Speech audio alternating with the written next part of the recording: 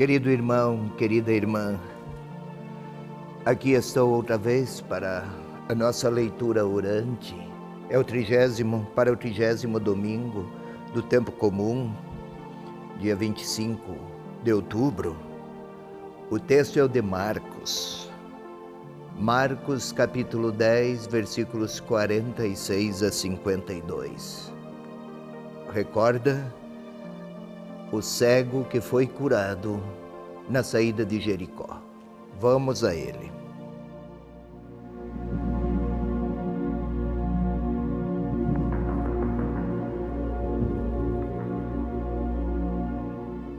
Chegaram a Jericó. Ao sair de Jericó, com os seus discípulos e grande multidão, estava sentado à beira do caminho, mendigando, o cego Bartimeu, filho de Timeu. Quando ouviu que era Jesus, Nazareno, que passava, começou a gritar: Filho de Davi, Jesus, tem compaixão de mim. E muitos o repreendiam para que se calasse. Ele, porém, gritava ainda mais: Filho de Davi, tem compaixão de mim. Detendo-se, Jesus disse: Chamai-o. Chamaram o cego, dizendo-lhe: Coragem, ele te chama, levanta-te. Deixando o manto, deu um pulo e foi até Jesus. Então Jesus lhe disse: Que queres que te faça? O cego respondeu: Rabone, que eu possa ver novamente. Jesus lhe disse: Vai, tua fé te salvou. No mesmo instante, ele recuperou a vista e o seguia pelo caminho.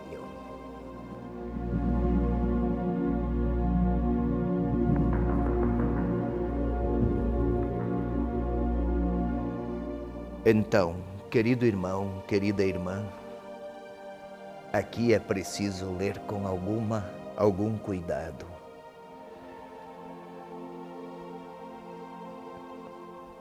Comecemos.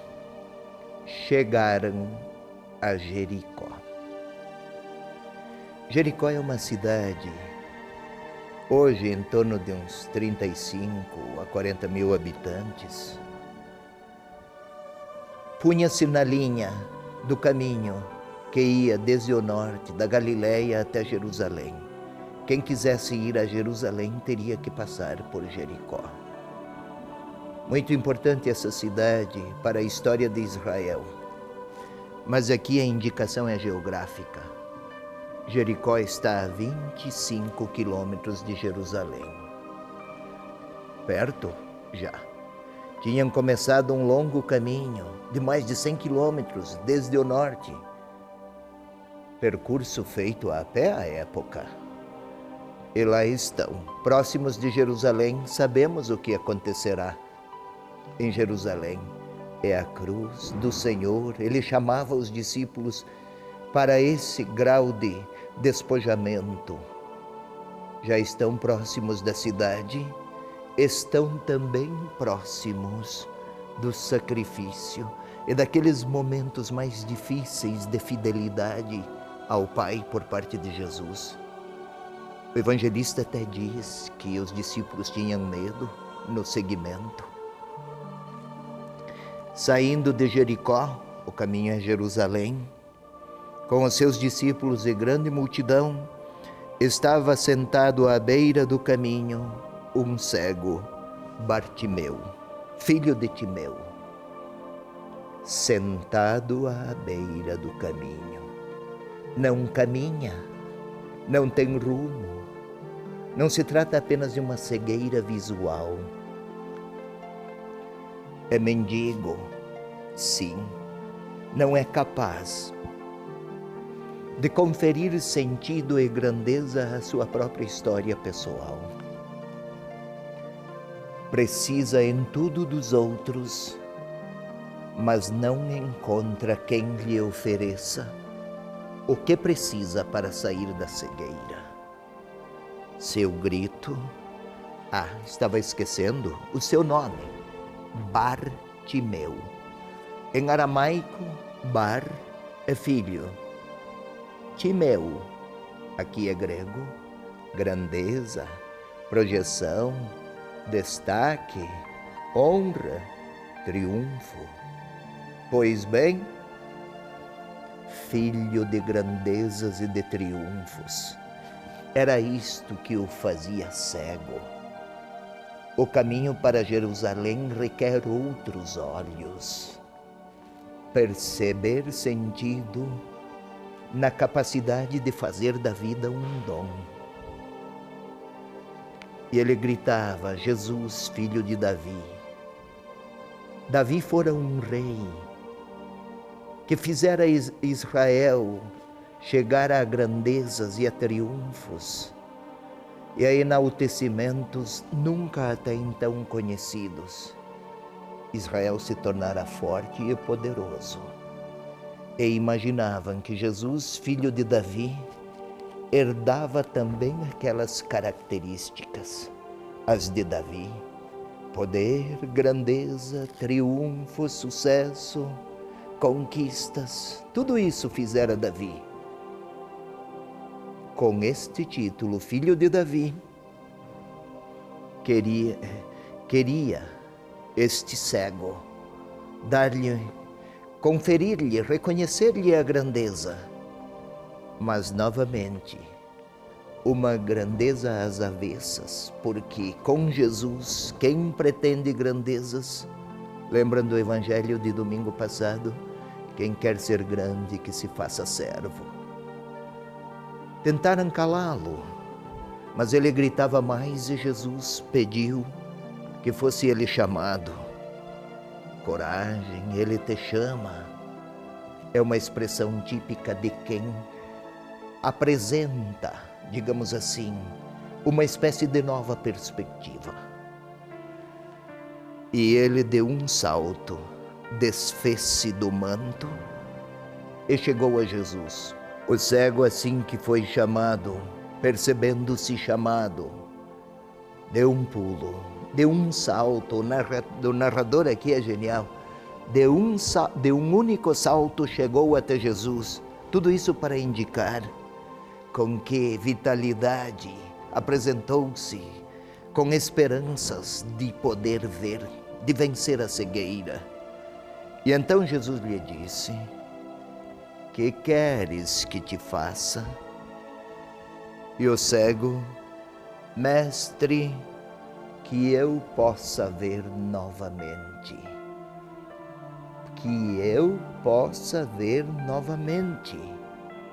Interessante que ele já pudera ver outrora então. Algo o cegara. O que é que o fizera cego? Provavelmente o seu nome pode nos indicar. Bartimeu. Sua busca de honra. Bar, filho. Recordo, em aramaico. Timeu, honra, grandeza. Sua vida se tornara uma busca doentia por grandezas, prestígios, poder e triunfos. E tudo isso o cegara. Tudo fora subordinado a estes anseios doentios. E eis que tudo isso também o levara a uma forma de mendicância, se não material, uma mendicância moral. O cego, para os padrões da época, era alguém não apenas com deficiência visual, era alguém sem rumo, sem direção para a vida. Mestre, que eu possa ver novamente. E Jesus: vai, tua fé te salvou.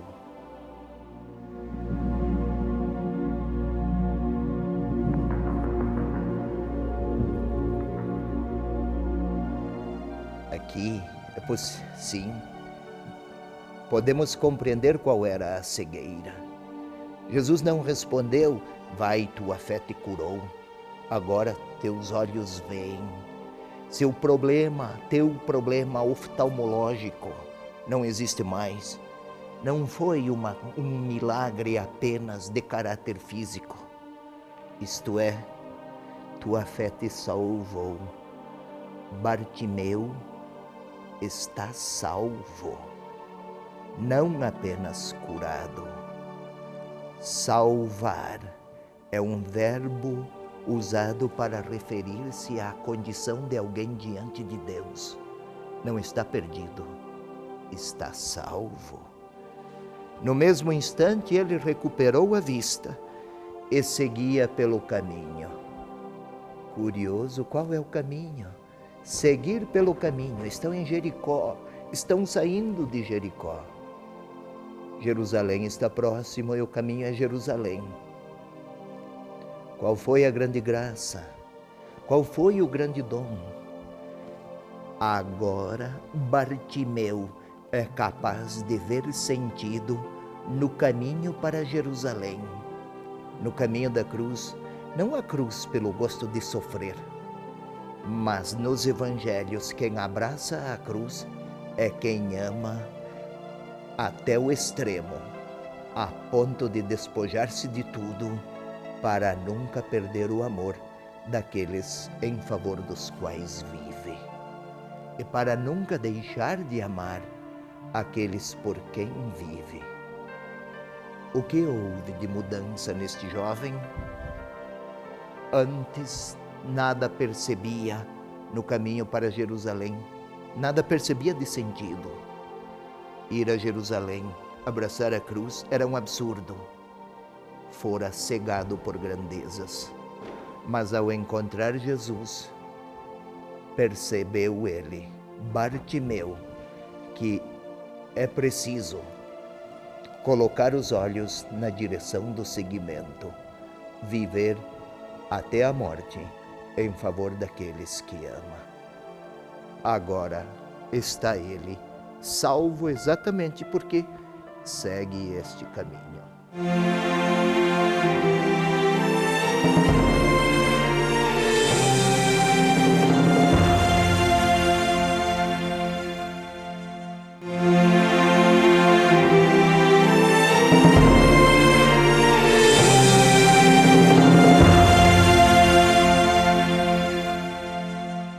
Então, querido irmão, querida irmã, vamos à segunda parte dessa nossa leitura orante que fazemos desde os estúdios da TV Evangelizar para a rede católica da Igreja.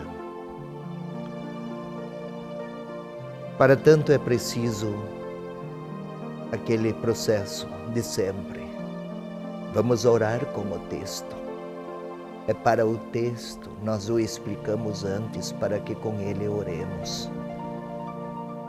Vamos rezar com a palavra para que não digamos ao Senhor só o que nos interessa, mas para que a Ele digamos o que Sua palavra inspira-nos, move-nos a dizer. Mas é preciso serenar-se, é preciso que pacifiquemo-nos. E então vamos a aqueles exercícios clássicos, muito simples, mas suficientes para acalmar-nos. Peço, pois, que se ponha numa posição que favoreça a tranquilidade física, mas também emocional. Tente fechar os olhos, meu irmão, minha irmã. Respirar algumas vezes com profundidade. Não se distraia. Observe sua própria respiração. Isso. Tente sentir o Espírito Santo a envolver-lhe. É preciso também imaginação. Assim como você sente o coração a bater, sinta-o. Concentre-se e tente imaginar ali a luz do Espírito Santo a penetrar na sua mente, na sua inteligência, nos seus afetos. E agora vamos ao segundo passo, ao novo passo, pois. Vamos pedir que o Espírito Santo ajude-nos a ler a palavra como se estivéssemos a olhar para uma pessoa, a pessoa de Jesus. Os olhos fechados ajudam. Faça a sua oração, aquela conhecida. Vinde, Espírito Santo, enchei os corações dos vossos fiéis e acendei neles o fogo do vosso amor. Enviai, Senhor, o vosso Espírito, e tudo será criado, e renovareis a face da terra. Vem, Espírito de Deus, faze-me capaz de olhar e de ler esta palavra. Estiveste em Marcos com ele para escrever. Vem comigo agora a ler. Ontem e hoje queremos seguir Jesus. E agora eu posso recordar o texto. Ele foi lido há pouco, foi explicado, e eu posso imaginar. É outro passo. Vou imaginar Jesus entrando em uma pequena cidade, seu nome é Jericó. Tento imaginar uma cidade ao modelo daquela época.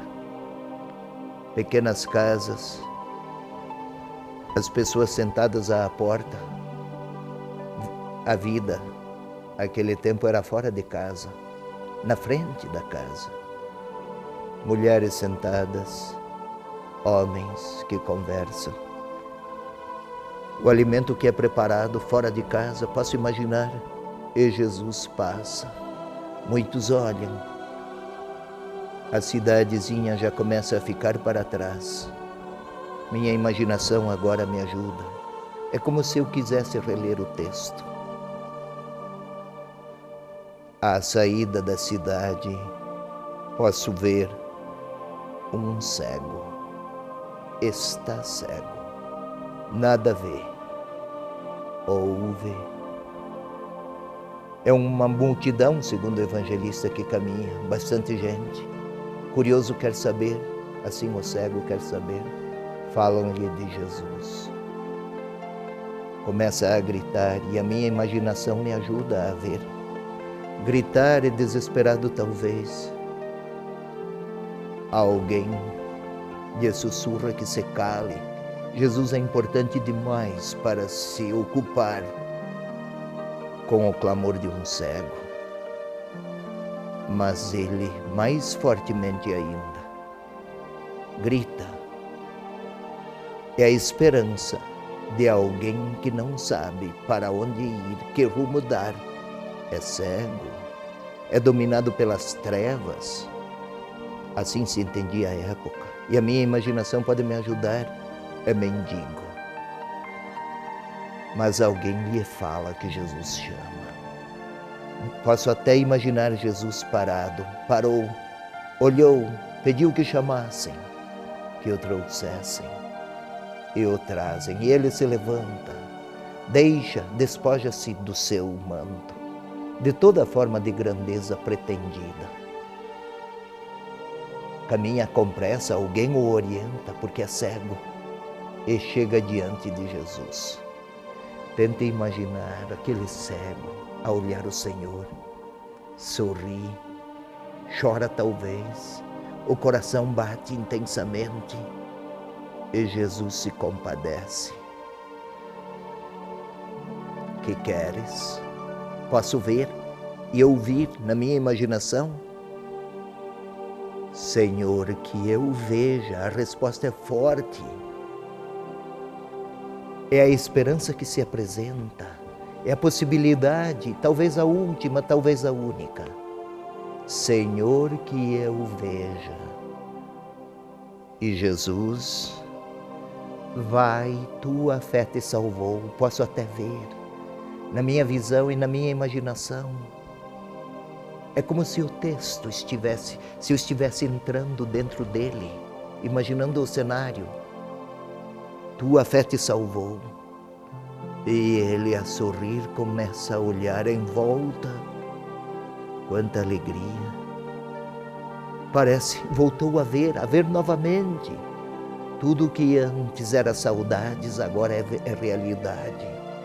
A luz, as casas, o sol, a vegetação e o caminho. E ele recuperou a vista e seguia pelo caminho. A multidão retoma. Jesus vai talvez à frente e ele segue. Curioso, antes não tinha caminho, não tinha metas para a vida, não sabia para que direção olhar. E ele segue o Senhor. Demos um novo passo. Agora eu vou me inserir naquele cenário. Eu e minhas cegueiras. O que me faz cego? A minha vista vê, os meus olhos veem. Então a minha cegueira não é física. Mas o que embota os meus olhos? O que é que me impede de perceber a proximidade de Jesus? Talvez meus rancores, talvez minhas ambições, Bartimeu, filho da grandeza, da honra, do triunfo, do êxito, da conquista, filho de Davi, assim ele chamava.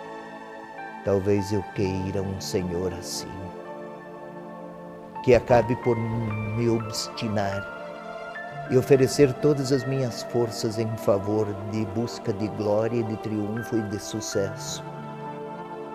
E não consigo mais nem amar os meus lá em casa. Tudo está subordinado às minhas metas de grandeza. Talvez seja isso. Se não forem rancores, são ambições. Se não forem ambições, talvez as invejas. Se não são as invejas, são os desejos ou vícios. Algo está a me cegar. Mas alguém me disse que o Senhor se fez próximo. E estou na minha Jericó. Tente imaginar o Senhor diante de você, diante de mim, cada um diante dele. E ele a perguntar: que queres?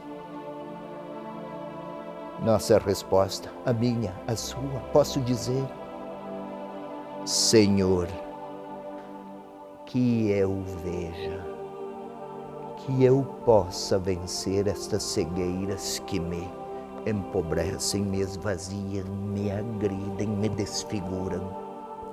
Sozinho eu não consigo. São ambições, são ódios, são invejas, são desejos, são anseios de grandeza, enfim. Não consigo querer bem aos outros, porque meu coração está ocupado. E ele a dizer-me: vai, tua fé te salvou. O que vou pedir ao Senhor é o momento da minha palavra. E posso dizer ao Senhor, que está diante de mim: Senhor, concede-me a fé que preciso para olhar para além das minhas ambições e vaidades. Que eu possa seguir-te no caminho que percorres, o de Jerusalém. Lá amarás até o fim. Faze-me capaz, Senhor, de amar de uma maneira tal que a minha vida não seja cegada por meus egoísmos e ambições. Vem, Senhor, aumentar a minha fé. Glória ao Pai, ao Filho e ao Espírito Santo, como era no princípio, agora e sempre. Amém.